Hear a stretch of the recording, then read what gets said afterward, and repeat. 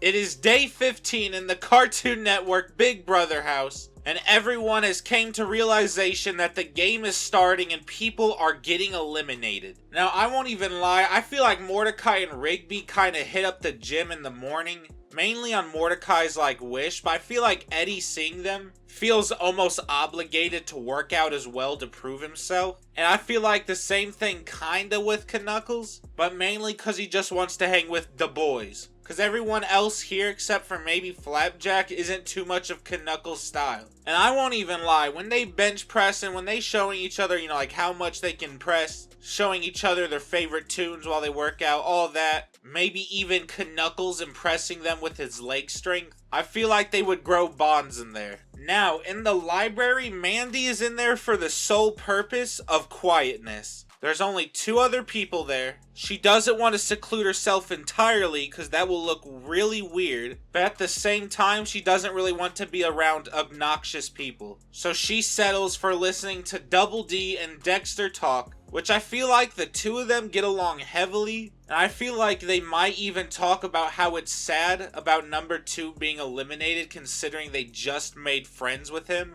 But Dexter recognizes the game for what it is, and he tells Double D that you have to do what you have to do, or whatever in his goofy accent. Now, I feel like number 5 and Finn just kind of feel awkward. Their people just got voted out and they're kind of by themselves. And they don't know whether or not they're about to be targeted. So I feel like they talk to each other and they're like, hey, you know what? Let's have each other's back and let's try and do this thing. Let's try and get us to the finale. We are both very strong. We are going to be targeted not only because we are alone, but because we are fierce. And I feel like Finn wins that game of darts, I won't even lie. She would win pool, but he would win darts. Alright, now they're getting real goofy outside. It's the entire goof troop out there. I feel like Dee Dee and Panini are talking quite a bit. I feel like they could get along. Talk about bedazzling and making stuff very nice and whatnot. Maybe her talking about Dexter's inventions and what she's been through. Like, she's been a horse, she's had a twin, she's been through different dimensions. She's had robot mom fights. Dee Dee's been through some stuff. And then Panini, of course, gets to talk about her universe, which is very entirely different. But she can talk about, the cute aspects of it that Dee Dee doesn't get to see. And I feel like they could really get along. And while they talk, I feel like Chowder,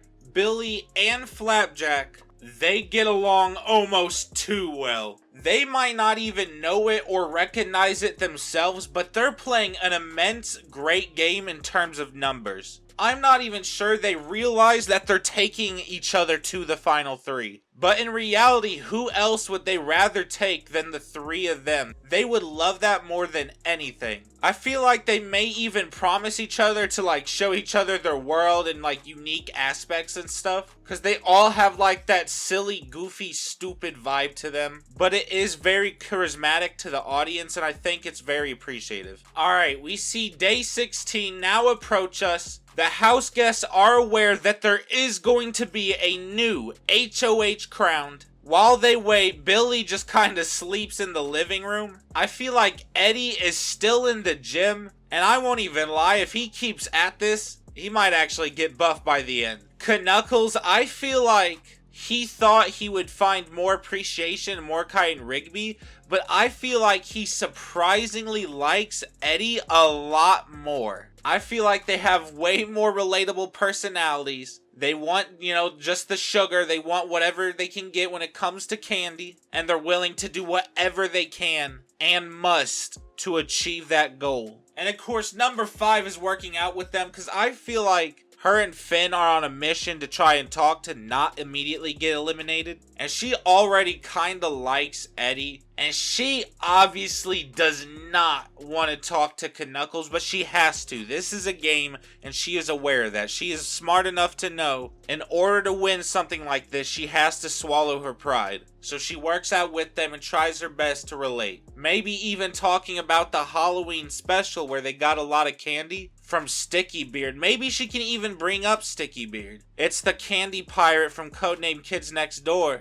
And it's just kind of like him because he's also a candy pirate. Maybe that'll make him laugh considering there's already one in her universe. Now, do I even need to explain why Flapjack and Chowder are in the kitchen cooking? Obviously, before HOH, they want to make everyone, gingerbread cookies. Schmingerbread house. And I feel like they do a pretty good job. Alright, now this time Dexter and Double D are alone in the library. And I feel like this is the time when Double D is like, Dexter, brains like ours could be perceived as threatening, so how about we take this opportunity to form a little alliance right here, right now. Ignore the other alliances that we may be in, but us two specifically, let's bring it to the finale. Because Double D does kind of like Dexter. And obviously, why would Dexter ever disagree? Dexter likes Double D. They're both smart, and I think he knows that compared to everyone else in the house, no one is comparative to his intelligence. No one is comparative to his intelligence. Now, he does realize maybe he has to cut Double D off at some point because he's just as smart. Well, maybe a little bit less smart in Dexter's mind. But for right now, Dexter would like someone to accompany him in the house and also keep Dee Dee safe.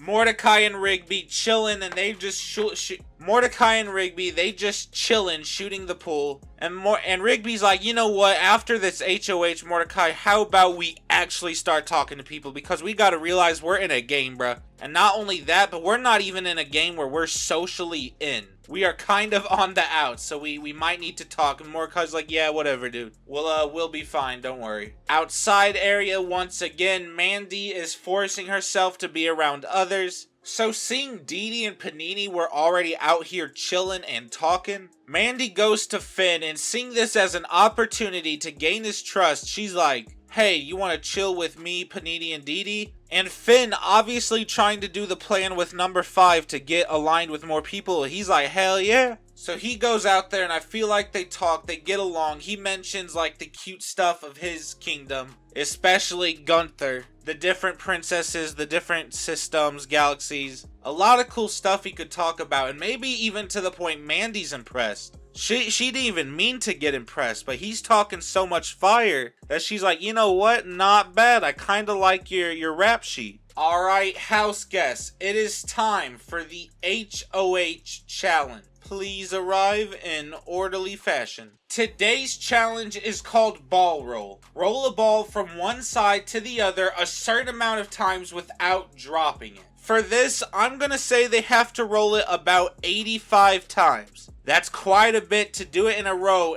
and for it to not fall off. Now, obviously in Big Brother, for the HOH challenges like this, when there's a lot of people, they usually only focus on a select 6. But instead of narrowing it down that much, we're gonna focus on a select 9. So there's just 5 people I think are not gonna win this challenge at all. Like, they just can't do it. I don't see them doing this compared to the other competitors. So the 5 house guests that I'm just gonna say the episode isn't even gonna focus on for the HOH aspect are Billy, Dee Dee, Chowder. These next 2 are very difficult ones, but I am gonna force myself to select 2 more. So I'm gonna say Knuckles, and just to eliminate another someone from a pair, I'm so sorry, Eddie. I feel like you would keep going like way too fast, trying to be a tryhard, and that ball's just gonna keep flopping and flopping. Pause. So we're gonna focus on these select 9. So I'm gonna say immediately off the bat, I feel like Finn, number 5, and Double D are all like actually very close in the beginning, trying to go slow, trying to be steady, but whoops. Double D accidentally drops, putting them in last. Flapjack drops. Number 5 is at like 60, but she unfortunately drops it to the side. And you know Big Brother challenges aren't as easy as they seem. I'm so sorry, Finn. Dexter drops. Rigby drops. Flapjack drops again. And Double D does have shaky hands, so I'm sorry, but I'm gonna say they drop again. And you know what? These three, I kind of feel like there's no need to see you in this aspect. We are narrowing it down to the HOH winner. Panini drops. Feel like Mordecai is going slower since he neared the end. Letting number 5, go a bit faster. She's trying to do it like a bit ballsy. But it actually ends up paying off because she surpasses Mandy. Right as Finn drops. Number 5, Mordecai, even Mandy a little bit neck and neck. Dexter not giving up hope, hoping they drop. Panini drops again. But as fate would have it, it does not matter because congratulations, Mordecai. You are week 3 HOH head of household, cannot be voted out. You will get to decide who are the nominations and who you would like to potentially see go home. Now, after every HOH win, obviously the other house guests suck up and pretend to be all friendly, but I think during this moment, Mordecai wants Rigby by his side the entire time. Like, it's almost basically like they're playing the game together. Cause Mordecai recognizes almost from this talk earlier, like it's a sign. We need to make alliances now. Knuckles, Eddie, Double D, y'all come here real quick. Same thing with you, Finn. Now, I feel like they're just immediately gonna let them know right off the back, hey, all of us are good, like, we are safe, you guys are safe, don't worry about it, take a relief breathe. And also, Knuckles, don't worry, Flapjack is safe as well, but we don't want him in here while we say this. We want to make an official, unofficial, hush-hush alliance. No one will ever see it coming, just us 6. You don't have to tell each other what other people say. That's why it's a hush-hush unofficial. But I feel like we will get targeted just due to our personalities, and we should watch out. So I feel like they send them all immediately to the pool and darts room, because they're going to chill knowing they're safe, but they're going to pretend like they don't know in front of the other house guests. Now, they want to talk to number 5 immediately, because number 5, you are a beast at the competitions, but when you were HOH, you kind of, nominated us. And so we kind of want to know a reason why we shouldn't just nominate you back right now. I feel like number 5 is actually able to state, like, look, back then, I had to choose someone, and you guys were the only ones not really in my age range. But with number 2 gone now, I don't really have anyone like that. So I'm willing to offer to you guys my skill, my power, safety, as long as you don't put me up. Do not put number 5 up. Do not put number 5 up as a replacement nominee. Nathan. And Rigby and Mordecai hearing this, they do understand that it would kind of be smart to take a shot at someone without their partner missing, because the more people without partners, the better they can probably maneuver the game. Because they kind of recognize that numbers control. So they basically say, we'll see about it. Now, I feel like they talk to Panini and Chowder at the same time. And I do think Rigby would really appreciate and recognize the fact that Chowder cooks very frequently for them. And not only does he, but usually when he cooks, Panini does as well. And so after they do a little bit of chit chat, I feel like after they leave, Rigby's like, yo, Mordecai, they cook some fire meals, especially the pink one. Maybe we should think about it, because they might not be too aligned, especially personality-wise, but I feel like them cooking and bringing anything to the table is better than nothing. Speaking of which, when Rigby says that Chowder's a great cook, him and Panini, to please the HOHs, immediately start cooking. Purple nurples. Alright, Dexter and Dee Dee. Now, Mordecai himself will probably find Dee Dee annoying as all hell. And I won't even lie, I feel like Dexter's gonna try to propose some evil scheme, if I'm HOH next week, I promise I won't nominate y'all. But I feel like as soon as Dexter and Dee Dee leave from that BS conversation they just had, Mordecai and Rigby might look at each other crazy like, they might be on the list, can't even lie. We'll have to see. Let's talk to Billy and Mandy. And Billy is also annoying, yes, especially to Mordecai. Rigby kind of thinks he's funny in some aspects, but Mordecai probably finds him annoying as all hell. Mandy, on the other hand, I feel like after Billy leaves, she talks to Mordecai and Rigby, and she's like, look, I know he's a blabbering idiot, but please don't take that out on me, and try not to take it out on him. He doesn't know better. So when I say that, keep it in consideration.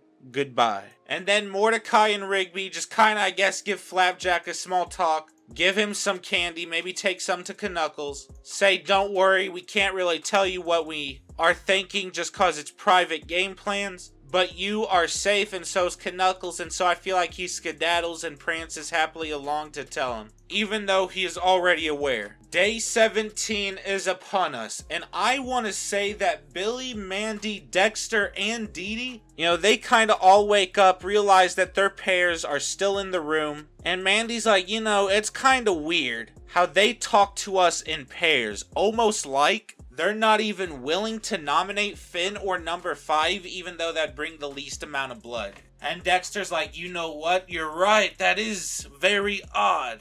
And Dee Dee's like, indeed.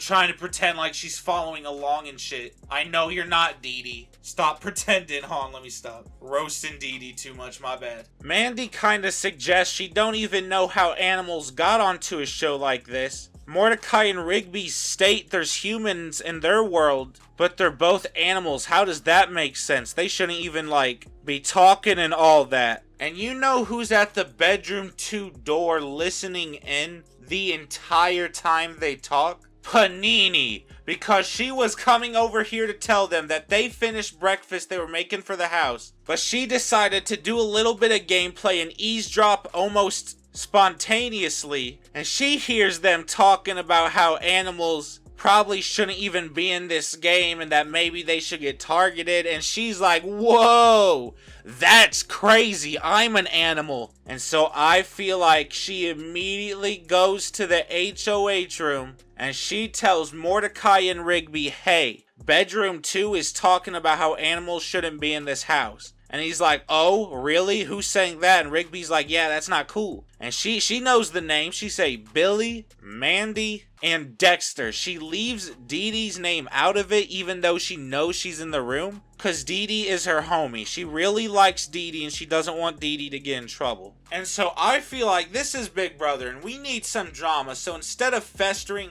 Mordecai and Rigby just, they go in the bedroom. They're like, all right, what's up? You don't like animals, what's up? And immediately Panini's like, oh shit, I shouldn't have told them because now they know Dee Dee's here. And so immediately Dexter's like, oh, it's true, you guys are eavesdropping and plotting against us. And so he's immediately throwing out accusations now. And Mordecai's like, well, is that what you said? Is that what you said? Yes or no? Yes or no? And Dexter's basically like, I don't gotta explain anything to a bird. And Mordecai's like, bruh, I can't believe you just said that to the HOH. I'm getting the fuck out of here. And so I feel like immediately Billy, Mandy, Dee Dee, and Dexter all start kind of like giving Panini the stink eye and everything, and she feels bad, but not because they're angry, but bad because she got caught. She don't give a fuck about them. So she goes to tell Chowder and Flapjack what just happened, and Flapjack can't believe that they're gonna discriminate against animals like that. And so Knuckles hears this commotions and he goes to get the tea, in which number 5 hears the tea and then tells the tea to them. A lot of tea telling before bed. Alright, this is day 18 and this is nomination day. 2 people will be nominated and people will start sweating.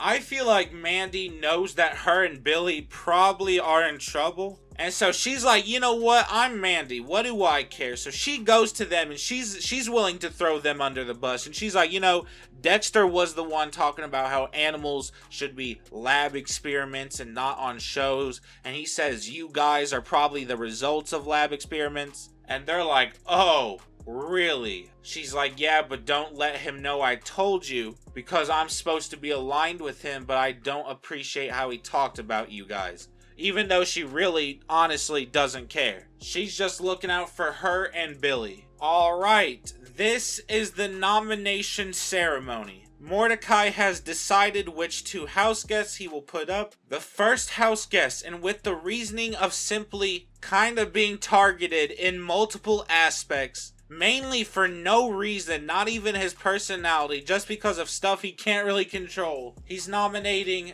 Dexter. Now, unfortunately, due to being aligned with Dexter, and as well due to some information received this morning, he unfortunately has to nominate Dee Dee up next to him, as it wouldn't make sense to shed more blood. And Dexter's like, drats, I can't believe this happened. I blame Panini and Chowder. If I ever win HOH, them bitches are on the block. And Dee Dee is very, very hurt by Panini's betrayal. She doesn't know that Panini tried to save Dee Dee in an aspect, but unfortunately, it did not work out like that. She just wanted her and Chowder to be safe, and now she rippled the game. Alright, now as the house guests continue their day, I know you guys are aware I had you vote for 3 different house guests you would like to see compete in a competition for an advantage. The 3 people with the most votes are gonna compete in this challenge. And as you guys were aware, first place gets immunity for the week. Second place gets nothing, which is far better than what third place gets, which is automatic nomination. And the 3 top vote getters were, congratulations Dexter, Eddie, and along with Flapjack, you 3 have received the most votes. Separately, they were invited into the diary room, where they were told they have been selected. In the diary room, when they are told this information, Dexter says, esteemed viewers, it appears my genius has been recognized once again. Selected by your discerning judgment, I stand ready to showcase my unparalleled intellect in this riveting competition for power. Rest assured, I shall approach this challenge with the utmost precision and strategic brilliance. After all, scientific endeavors such as these requires just not intelligence, but flawless execution. Eddie says, hey there, all you fine folks out there. Looks like you made the right choice by picking yours truly for this competition. I mean, who else could handle this with such style and finesse, am I right? It's like I was born for this. But seriously, thanks for recognizing the real powerhouse in the house. This competition, please, it's a cakewalk. I've got this in the bag. And Flapjack says, hello, wonderful people out there. Wow, golly.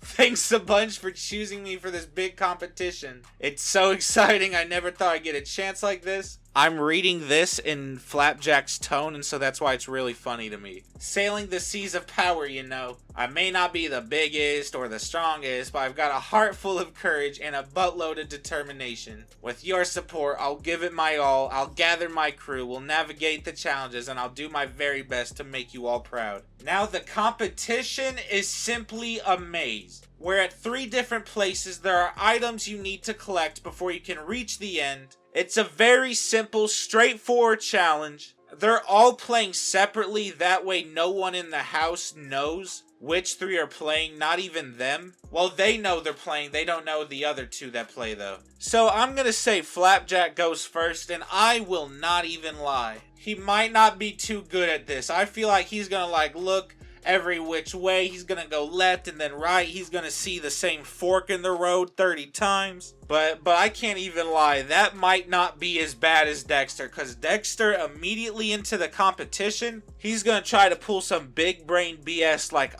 calculative. If you just always go left, you will reach everything you need to in the quickest amount of time, considering the circumference of this, that, blah, blah, blah. Well, you're wrong, Dexter. We know what we're doing with mazes. You think we did our maze with ChatGPT? Hell no. So he's just going left, left, left, and he's making almost no progress. Now, Eddie, he's built mazes before. He has built box cities before. Now, his sense of direction and his, integrity, terrible. He might find, 2 of the items, but immediately starts fumbling with the last one, and he just keeps going back to the same places over and over again. Eddie, Dexter, and Flapjack all have their reasons to beat each other, but also have all the reasons to lose. Dexter, you are nominated. You could really use this safety right here. But we are going to invite each one of you to the diary rooms, and we are going to let you know your placement. And in first place, with safety guaranteed to not be even a replacement nominee, with the time of 8 minutes and 19 seconds, congratulations, my boy Eddie. I can't even lie, I kind of knew he would pull this off. Dexter, way too big brain trying this, and Flapjack is just kind of clueless. And by clueless, I mean clumsy, probably slow, not very aware of his surroundings. Which brings us to the person who got last. And unfortunately, that and automatically nominated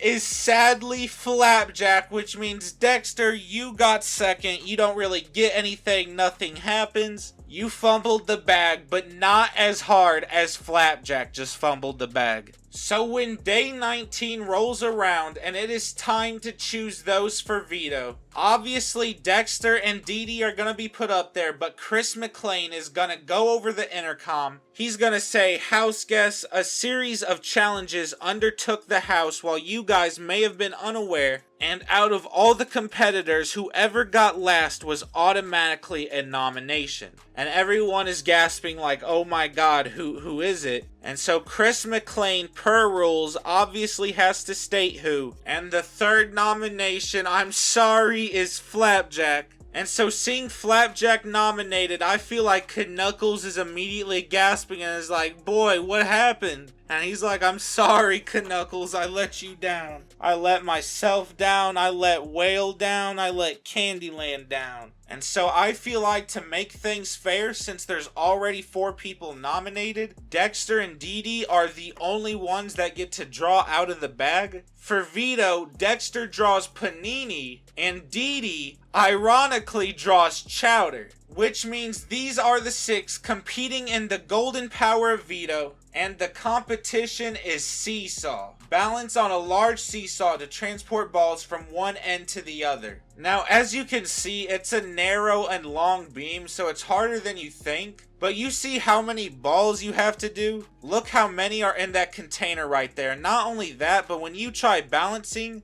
if you go too fast, it might just blast everything in the air and then you have to restart. So this could be depending on body weight. This could make it easier, harder. And so before the competition starts, Dee Dee is feeling pretty alright with Chowder and Panini playing in the Veto. Dexter kind of feels scared because he's looking around and he doesn't know if anyone would use it on him or his sister even. And Mordecai's looking at them and he's like, crap. This challenge is more of my style, so I better win this and keep nominations the same because I do not want to backdoor anyone. Now, after 6 minutes of the competition going, this is how I feel like it's going to be looking like so far in terms of who's in the lead and who's in last. I feel like due to his extra weight, Chowder's going to try and be a lot more careful. Dexter is also a little bit behind because he knows at the rate everyone else is going, they're probably going to drop and mess up. And he doesn't want to drop and mess up at all because it only takes them dropping once for them to be in last and push him in the lead. So if he goes fast but also steady, he could potentially win this. Flapjack, he's trying his best, just normal speed, not very good at the balancing part, and I'm even willing to say 13 minutes in, he probably the first one to drop everything. Followed by Dee Dee's hockey stick arms. Them bitches for sure flailing and dropping everything. Dee Dee, you got some balance, but you're tall as hell compared to these other competitors. And being short probably helps them in their, balance. And Dexter, as good as your strategy is, I'm sorry, my boy. I feel like you accidentally trip over air. That is so cartoonishly goofy of you, and I feel like that would definitely happen. And even though Dee Dee got out before you, she's like, Dexter, bruh, you can do better than that. I won't even lie. In the show, Dexter was always bumping into stuff, smashing into stuff, tripping, getting snatched. He had almost no balance. He does have steady hands, though. I'll give him that. I feel like after he restarts, he's like, oh, it's so obvious. If I do the little balls first, It'll create a tension surface for the big balls, and they won't go flying, and oh yes, it all makes sense now. And Mordecai might be near the end, but I'm sorry, just due to his fast approach, and I feel like his weight might throw things off as well. He's also probably gonna drop, in which when he drops, I feel like contestants turn their head to look, and immediately when they do that, Dee Dee drops again, along with Panini. A couple minutes pass by slowly, Mordecai, along with Dexter, are able to pass Flapjack. Mordecai freaking out, fumbles again, drops his everything. Flapjack once again drops. And by this point, slow and steady, just like the hare, the snail, whatever you want to say, it won the race. Cause congratulations, Chowder! You have won the Golden Power of Veto. You cannot be the replacement nominee. You cannot be voted out, and you're guaranteed into week 4. Congratulations. Alright, the house guests are sleeping as it turns to day 20. But before the veto ceremony happens, I feel like early in the morning, Knuckles wakes up Chowder and gives him kind of like a father to son talk while handing him a cup of coffee. They go to the outside area to watch the sun rise, and he's like, Chowder, my boy, you won Veto, and I'm very proud because I kind of see Flapjack in you. And Flapjack to me, well, he's like a son, really. You know, he putting on that mask and whatever, he's talking game. And I just want you to know that Flapjack appreciates you very much as a friend. And Flapjack would literally do anything for you to save him. And not only would he, but so would I. I am promising you safety forever. I am promising us to the end. I'm promising me, you, Panini, and Flapjack all the way to the final 4. And Chowder's like, well, Panini kinda has to have a say and I have to hear what she thinks. But I really like Flapjack and I didn't think I needed your convincing to use it anyway. So Knuckles stays outside to finish his coffee, while Chowder takes Panini. They kinda go to the library and he's like, yeah, I'm gonna use on Flapjack, right? And Panini's like, what? Are you dumb? We gotta use it on Dee Dee. Because if we use it on Dee Dee, not only is she safe, but that means we can vote Flapjack out and Dexter and Dee Dee will both be on our side. And, you know, she kind of grabs Chowder and she's like, Chowder, I know you're thinking with your feelings, but you got to think about the game. This game requires numbers and strength. Dexter has a lot of brain and Dee Dee has a lot of loyalty. That is a pair. While Knuckles and Flapjack, Knuckles probably won't be loyal to us, and Flapjack is weaker than Dexter or Dee Dee. Which is crazy to say, Panini. And Dexter's just like kind of feeling split. But eventually in the day, the time comes. Chowder, before the veto is used or they have their speech or anything, Chris McClane is going to inform them that if the veto is used, which it doesn't have to be, there will be no replacement nominee. And hearing this, immediately Chowder's like, bruh, this is sad, I don't know what to do, because either way, I'm about to make someone very mad. If I save Dee Dee, that would actually be kind of helpful, because it'd probably be both of them, and we could vote out Flapjack, but Flapjack is my favorite person. We made gingerbread houses together. He helped me with Burple Nurple tasting. He almost died for it. So after the little speeches, I think Chowder is proudly gonna present that he is going to use the golden power of veto on his boy Flapjack. And immediately Dexter's pissed, Dee Dee's pissed, Panini's pissed. A lot of people are not happy with Chowder right now. But Chowder is happy with Chowder. Flapjack is happy with Chowder. Billy is happy with Chowder. And you know what? I'm willing to say Mordecai and Rigby are too. Because this is what they originally wanted anyway, and these are the final nominations. And I think Dee Dee is gonna take it like very personally, and she's gonna be very emotional. She's gonna go to the emptiest room in the house, and she's probably gonna cry, in which number 5 hears it. Panini hears it. She feels terrible and she tries to apologize for Chowder very much so. And Dee Dee understands. She's not holding it against Panini. And I feel like even Billy would be sad. He would hear the crying and he'd be like, oh, I'm sorry. He would get like sulking sad. Where I feel like, however, Dexter pulls Mandy and Eddie to the side and he's like, alright, you obviously know we have to vote that stupid sister of mine, Dee Dee. And Mandy just kind of looks at him and she's like, bro, that's your sister. You're campaigning against her? I would campaign against Billy, but he's not my brother or anything. He's just a stupid friend. That's cold, dude. And then Eddie's like, yeah, I won't say I might not betray Double D for $1 million, but it's not like I would go insulting him and campaigning against him hard like this personally. I don't know what that's all about. And so Dexter is flabbergasted. Chowder already feels bad for Dee Dee, and so I feel like him and Flapjack probably also both try to align, and obviously, as you know, Rigby doesn't like what Dexter said, and he doesn't really like the fact that Dee Dee is a part of it, kind of, so he just kind of stays out of it entirely. Where I feel like Eddie would gossip to Double D what Dexter said, you know, campaigning against her and whatever. I feel like Double D would then tell Finn, because they talk a lot, and Finn and Knuckles probably talk a lot about their adventures and whatnot, even though I feel like Knuckles would flabbergast and exaggerate some of his stories to make it seem on par with Finn. Day 21 rolls around and it's obviously time for there to be votes. Everyone, please head to the living room unless you are a nominee. Then go ahead and sit in your chair. Dexter, Dee Dee, you are both allowed to have one final say-so. For Dexter's speech, he says, "Esteemed house guests, I must express my sincere gratitude to those who have seen reason and chosen wisely in today's votes. Your discernment and logical analysis have aligned with the greater good of our shared trajectory in the house. For those of you who aren't thinking aligned, I implore you to reconsider the ramifications of your decisions.